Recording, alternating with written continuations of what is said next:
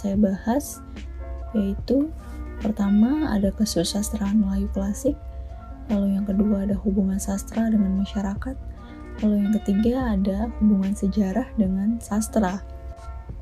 Baik, yang pertama mari saja kita mulai, yaitu ada pembahasan kesusastraan Melayu klasik. Apa sih itu kesusastraan Melayu klasik? Jadi di sini sastra tradisional yang memang sudah ada di Melayu, umumnya berbentuk lisan. Untuk mengetahui kapan kesusastraan Melayu klasik ini hadir di masyarakat, sepertinya akan sulit ya teman-teman. Jadi di sini diperkirakan sebelum abad ke-20, karya sastra Melayu klasik sudah banyak diketahui. Jadi masuk sebelum abad ke-20. Kemudian, kesusastraan Melayu klasik memiliki 3 ciri khas, yaitu pertama adanya kesusastraan rakyat atau kesusastraan asli, lalu selanjutnya ada kesusastraan pengaruh dari Hindu, berikutnya adalah kesusastraan peralihan atau pengaruh dari Islam. Ciri khas yang pertama yaitu kesusastraan asli atau kesusastraan rakyat. Sastra ini bentuknya lisan atau juga tulisan. Tapi mengapa dikatakan asli? Jadi gini, karena keberadaannya memang sudah ada di dalam masyarakat Melayu itu sendiri. Untuk cerita asal-usul sendiri, ini merupakan jenis kesusastraan yang paling tua, dengan bentuk umumnya yaitu dongeng ateologis. Cerita ini juga dapat dimasukkan ke dalam ranah mitos. Lalu ada cerita binatang. Yang sering kita kenal atau yang sering kita dengar adalah cerita fabel. Ya, itu namanya. Tokohnya yang paling mencolok adalah hewan-hewan yang diberi sifat manusia. Diperkirakan cerita ini berawal dari masyarakat primitif yang ruang lingkupnya itu sekitarnya itu hanya hewan, alam, dan manusia yang cenderung masih sangat sedikit. Lalu ada cerita jenaka. Alurnya kalau yang ini bisa bagaimana saja. Di sini sangat ditekankan adalah tokohnya harus lucu ataupun menggelikan. Nah, yang terakhir ini adalah cerita pelipur lara. Untuk di luar Melayu sendiri, ini disebutnya folk romance.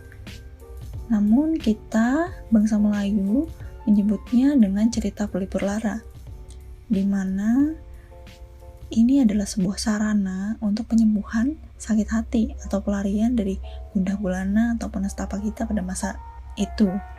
Sekarang pun sebenarnya juga bisa. Lalu ada kesusastraan yang dipengaruhi oleh Hindu.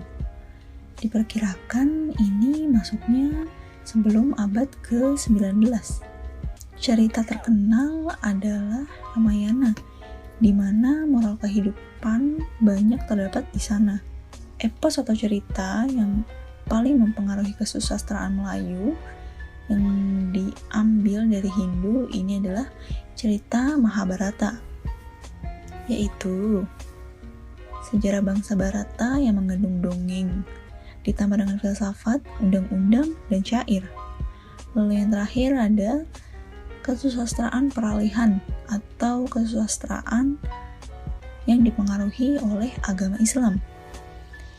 Sastra ini lahir dari sastra Hindu ditambah dengan nuansa Islam. Cerita atau hikayatnya pada umumnya sama dengan Hindu, hanya saja diganti nama tokoh atau istilahnya dengan nuansa yang lebih Islami.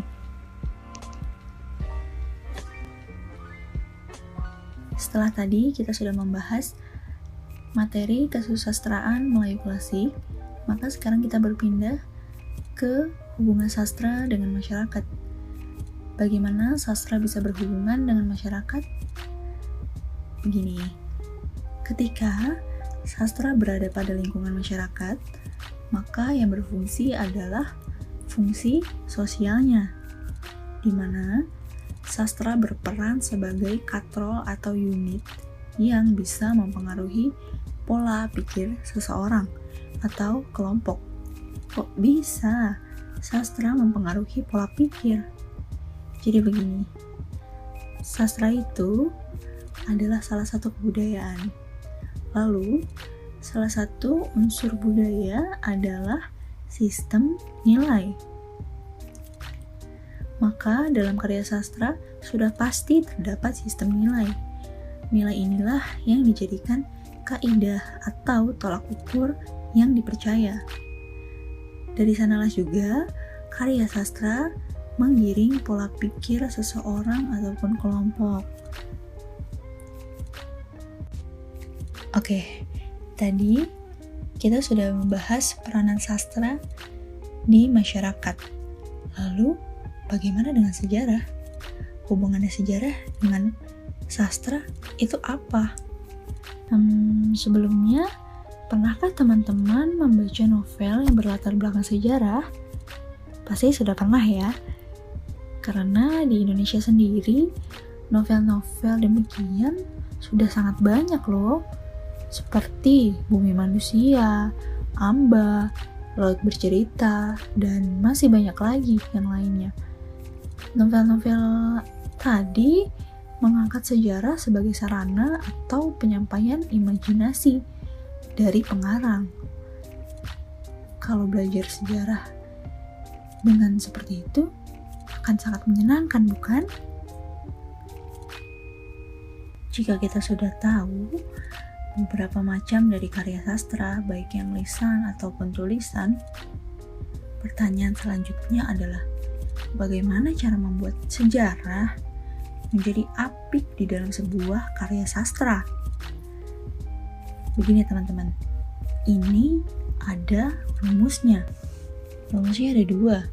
Yang pertama dengan cara perhubungan, lalu yang kedua adalah dengan cara penciptaan, di mana unsur pembangunnya adalah aktualitas dan faktisitas. Untuk aktualitas dan faktisitas di cara perhubungan, jumlahnya seimbang.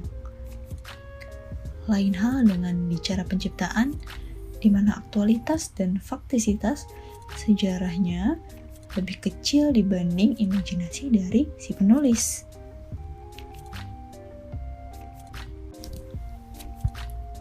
Sampai sini sudah bisa disimpulkan dong ya. Jadi, sejarah dan kesusastraan itu sangat lekat. Karenanya, kita bisa membuat sesuatu yang istimewa. Seperti tadi, novel, ataupun film yang diangkat dari novel itu. Dan masih banyak lagi karya sastra yang lainnya yang berangkat dari sejarah. Oke teman-teman, itu dia sedikit yang bisa saya sampaikan. Terima kasih sudah menyimak video yang saya jelaskan. Kurang lebihnya mohon maaf. Wassalamualaikum warahmatullahi wabarakatuh.